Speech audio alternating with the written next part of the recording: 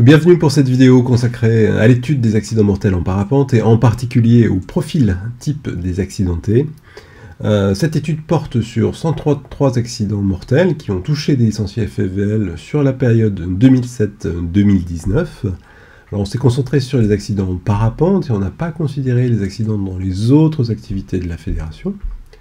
Sur ces 133 accidents, 16 ont lieu uniquement en pratique encadrée, donc soit école, soit biplace, donc on a une immense majorité des accidents qui ont lieu en pratique autonome. La première question qu'on s'est posée, c'est de savoir si ce nombre d'accidents était stable ou en hausse en baisse sur la période. Si on représente année par année le nombre d'accidents mortels, on a ce type de graphique. Alors c'est très variable d'une année sur l'autre, mais il ne vous aura pas échappé que la tendance, elle est quand même plutôt à la hausse. Alors à ce stade, on peut se dire, bah oui, peut-être que c'est à la hausse parce que le nombre de licenciés lui-même augmente sur la période. Alors oui, c'est vrai, le nombre de licenciés il augmente. Il passe de 17 000 environ en 2007 à 21 000 en 2019. Si on ramène le nombre d'accidents mortels par rapport au nombre de licenciés, on a ce type de courbe, donc c'est toujours une impression de hausse, même si elle est moins spectaculaire que sur le graphique précédent. Peut-être le chiffre clé qu'on peut retenir, c'est que les mauvaises années, on approche 0,1% de taux de décès, donc un pilote pour 1000 qui se tuerait en parapente à la FFVL. La deuxième question que nous nous sommes posée, c'est de savoir s'il y a des pilotes à risque, plus à risque que d'autres parmi la population des licenciés FFVL, qui prennent le parapente comme activité principale. Donc on a regardé d'abord des critères d'état civil, l'âge, le sexe, et puis des critères pour évaluer l'implication dans l'activité, le nombre de fois que le pilote a repris sa licence, son volume de pratique annuel, son niveau de qualification de brevet, et enfin, sous quel type de voile il vole. Voilà les résultats. En termes d'âge, on a un âge moyen des licenciés FFVL, donc je vous rappelle en moyenne 20 000 par an à peu près sur la période, autour de 41 ans. Cet âge il est relativement stable sur la période, il est en légère hausse mais relativement stable. Chez les décédés, on a une différence très significative, plus de 10 ans, la moyenne d'âge est 10 ans plus élevée. Qu'en est-il du pourcentage de femmes sur la population générale, nos parapentistes FFVL, 13,5% de femmes, le taux est très très stable d'une année sur l'autre. Chez les décédés, différence très significative, beaucoup moins de femmes comparativement, 5,3%. On n'a que 7 femmes sur les 133 pilotes décédés. Alors je reviendrai sur comment on peut comprendre cette différence à la fin de cette vidéo.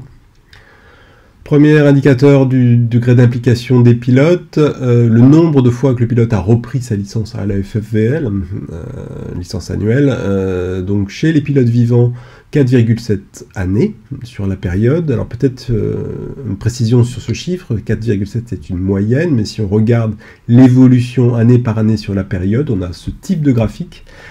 Chez les pilotes vivants toujours, avec une augmentation très très régulière de l'expérience en termes de nombre de prises de licence. On démarre à 2, on termine à 6, donc ce qui reflète simplement le fait qu'une partie de la population des licenciés parapente FFVL reprend sa licence d'une année sur l'autre, une population fidèle, et donc mathématiquement au cours du temps l'expérience augmente.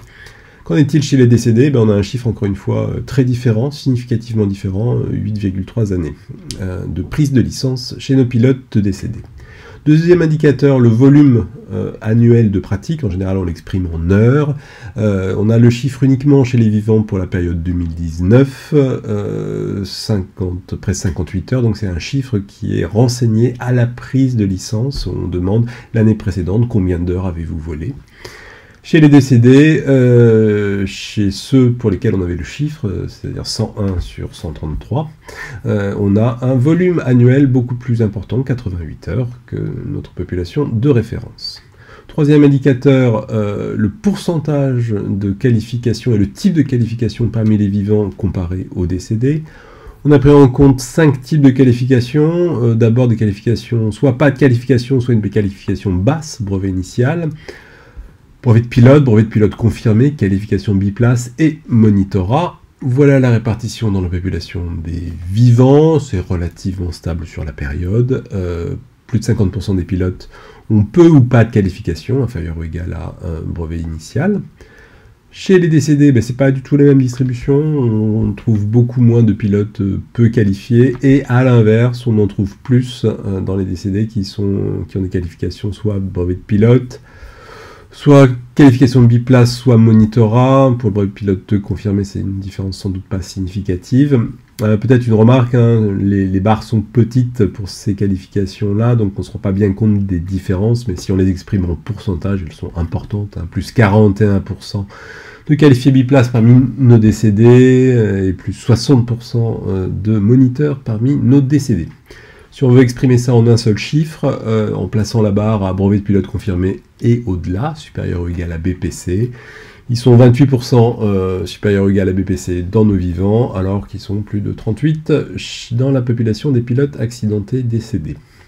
Dernier indicateur pour qualifier l'implication dans l'activité, le type de voile sur lequel volent nos pilotes, donc voile homologué ENA, B, C, D, triple C, voile de compétition, voile non homologué, biplace, donc des voiles d'exigence croissante. Voilà la répartition dans la population générale des pilotes vivants, en tout cas ce sont des chiffres 2019, sur une partie des vivants, on a près de 75%, enfin oui 75%, les 3/4 qui volent sous une voile A ou B. Chez les décédés, c'est pas du tout la même histoire, on a une sous-représentation des pilotes volant en voile de début, en A. À l'inverse, on a une sur-représentation vraiment importante des pilotes volant sous des voiles plus exigeantes, C, D, CCC ou voiles non homologuées.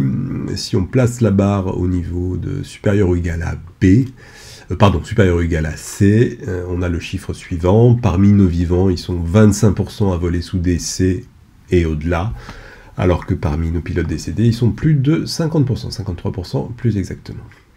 Si on veut résumer tous ces chiffres en un seul tableau, on a une colonne verte, les pilotes vivants. Nos pilotes décédés sont en moyenne 10 ans plus âgés.